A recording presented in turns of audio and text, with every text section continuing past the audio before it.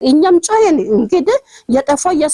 የሰው ልጅ ህይወት ነው ምን በዛም ደግሞ የወለድኩት አንጀቴ ነው እንዴት ይችላል ድጋሚ ሳበሳጭ ተበሳጨ እዛው ማመልከቻውን ቀደደው ቢኒያም ማለት ነው ተቀደደና ከዛ በኋላ እኔ አረጋግቼ እሱን ይዤ ሄድኩ ከዛ በኋላ አረጋጋሁ አፍተር ፊው ሞመንት ደግሞ ዶርም እንደገባ ነው ካረጋጋኙ በኋላ እስቲ ሚሊን አንጣለ መልሶልኝ ነበለኔ ማለት ነው ይሻልኩኝና ሚሳ አጋጣሚ በልቻለሁ እሺ በምን ትጠቀማለህ በቃ ተው ውጪ ትጠቀማለህ ምለው ነገር ተናገርኩ ችግር የለም ቆ አንድ አንጣለኝ ያንን ሚሊዮን ወሰደና ወደ ውጪ ሮጠ ሄደ ከጥቂት ደቂቃ በኋላ ተመልሶ መጣና እንካ ሚሊዮን አለኝ ከዛ ሁለተኛ ቀን ስንደርስ ነው አሁን ስካን የተደረገ ሚሊዮን ተገኘ ወንድሜ የጠፋለ ስሙ ቢኒያም ይደክሳ ይባላል ከዚህ በፊት በኮሌጅ ትምህርት ተምሮ ጨርሶ መምህር ነበር በሲቪክ ነው ጨረሰው 8ኛ ክፍል አስተማሪ ነው ከዛ ለዲግሪ ብሎ ደግሞ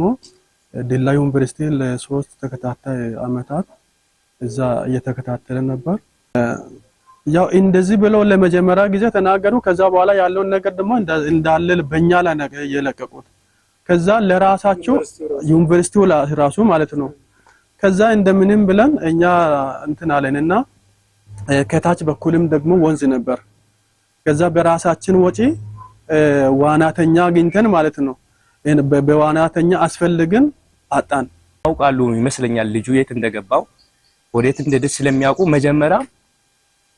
ሲስተር እንደመጣችሁ እሱን ከጧት ጀምሬ አትቻሉ ስትል አው የኔ ሚል ራሱ እሱ ጋር ነበረ አሁን ሐሳቡ ሲያገናኝ ሚሉ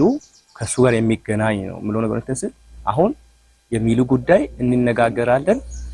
አሁን በመጀመሪያ በቅድሚያ የነፍስ አድን ስራ እንስራ ምሎ ነገሮች ዩኒቨርሲቲ መቅጣጫ አስቀመጠ በዛ መሰረት የሱን ፍለጋ ወጣን ማለት ነው